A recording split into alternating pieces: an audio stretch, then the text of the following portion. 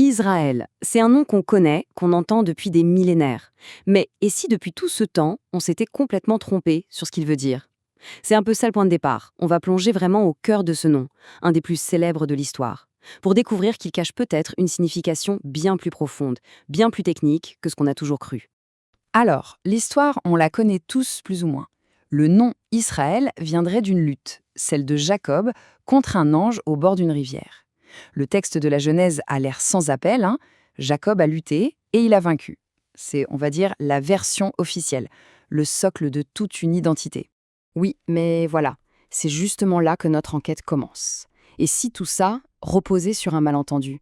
Si le mot-clé, le verbe au cœur de cette histoire, s'il ne voulait pas du tout dire lutter? Imaginez, si l'essence de ce nom, ce n'était pas le conflit, mais quelque chose de radicalement différent. C'est ce mystère qu'on va essayer de percer.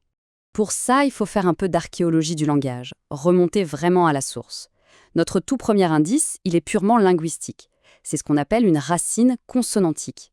Et pour le nom Israël, cette racine, c'est SR. Retenez bien ces deux lettres, SR. C'est notre point de départ. C'est la clé de toute l'énigme, en fait.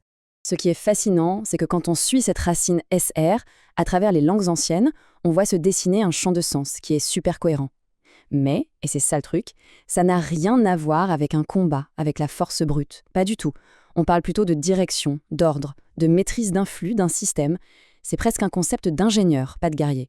Et là, la cohérence est assez frappante, à travers des langues pourtant très différentes. En acadien, Charou, c'est le roi.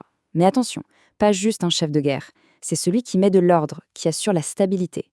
En hébreu, Char, c'est le chef, le directeur d'un flux, qu'il soit social ou spirituel. Et même en arabe, Sarira, ça désigne la structure ordonnée de l'âme, le processus interne. Le fil rouge est limpide. Ordre, direction, maîtrise. Bon, mais l'enquête ne s'arrête pas là, loin de là. Elle prend même une toute autre dimension. Parce que cette piste linguistique, cette racine SR, on ne la trouve pas que dans le monde sémitique. Non, on la retrouve, et c'est ça qui est fou, avec un sens quasi identique dans une famille de langues complètement différentes et gigantesque, la famille indo-européenne. Au cœur de cette immense famille, il y a une langue mère qui a été reconstituée, le proto-indo-européen. Et là-dedans, les linguistes ont identifié quoi?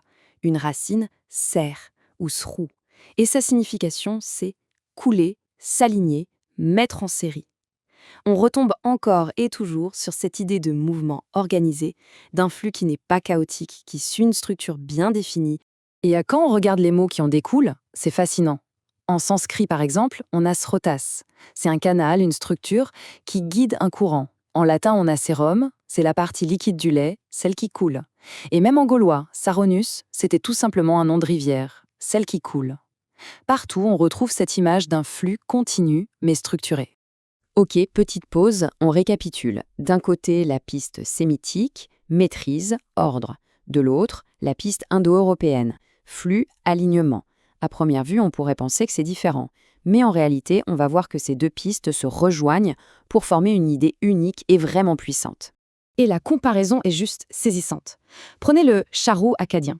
C'est le maître de l'ordre extérieur, le roi qui organise son royaume. Et mettez-le à côté du suri en sanskrit. C'est le sage, le maître de l'ordre intérieur, celui qui ordonne sa propre pensée.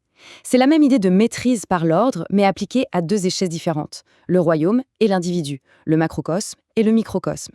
Et cette lignée d'idées, elle ne s'arrête pas dans l'Antiquité, elle continue jusqu'à nous. Ça part du latin serré, qui veut dire lié, arrangé en rangée. De là, on a senior, le plus âgé, celui qui, par son expérience, incarne l'ordre et l'autorité. Et de là découlent des mots qu'on utilise tous les jours comme série. Et même le titre anglais sir, c'est un héritage direct de cette notion d'autorité par l'ordre et non par la force. Donc, si on doit retenir une chose, c'est celle-ci.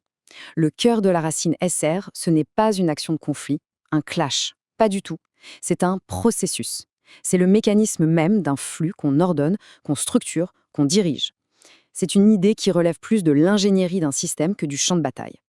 Ok, maintenant qu'on a cette nouvelle clé de lecture, retournons à notre histoire, à Jacob, et plus précisément à un détail crucial qui se passe avant la fameuse lutte, son rêve de l'écheille. Parce que cette vision, elle est peut-être bien plus qu'un simple rêve. En fait, elle pourrait tout expliquer. Si on regarde l'échelle de Jacob avec nos lunettes SR, si on peut dire, l'image change complètement. Ça cesse d'être juste une vision un peu mystique. Ça devient un schéma technique, un diagramme qui nous montre comment fonctionne ce fameux flux ordonné entre le divin et l'humain. C'est littéralement le plan d'un mécanisme. Allez, on décortique un peu ce plan. L'échelle en elle-même, c'est la structure, le bâti. Les messagers qui montent et descendent, ils ne se promènent pas au hasard, hein. Ils sont le flux d'informations, d'énergie. Et leur mouvement est parfaitement ordonné, pas du tout chaotique. Et les échelons, eh bien, ce sont les étapes, les niveaux de régulation qui garantissent la stabilité de ce transfert. Et c'est là que tout s'emboîte. On arrive au verdict de notre enquête. Une fois qu'on a compris la racine SR, une fois qu'on a réinterprété l'échelle comme un mécanisme, eh bien tout le sens de l'épreuve de Jacob et donc du nom Israël bascule complètement. Ça change tout. Petit rappel, le nom Israël, c'est Yisra-El, en 2 parties. On a Yisra, qui vient de notre racine SR, et on a El, qui désigne la puissance divine. Il est temps de remettre les 2 morceaux ensemble, mais cette fois, avec leur véritable signification. Et là, la nouvelle définition devient presque évidente. Israël ne signifierait pas celui qui lutte avec Dieu, mais plutôt le processus ou le flux qui est ordonné par le divin. La différence est énorme. On ne parle plus du nom d'un combattant, mais du nom d'une fonction. Celle d'un canal, d'un système qui s'aligne sur une force supérieure. Et cette lecture éclaire la transformation du personnage d'une façon complètement nouvelle. Avant, on a Jacob, le supplanteur, un nom qui évoque un cheminement tordu, sinueux. Et après, il devient Israël.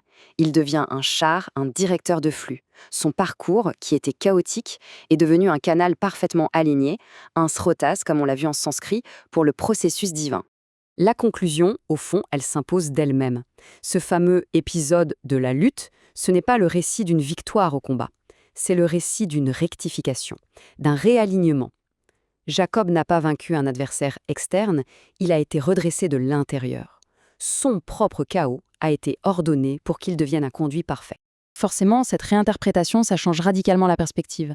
Ça suggère que le but ultime n'est peut-être pas de lutter contre, mais de s'aligner avec. Et ça nous laisse sur une question assez vertigineuse finalement.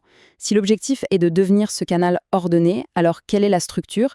Quel est le mécanisme? En somme, quelle est notre échelle à nous dans nos vies d'aujourd'hui?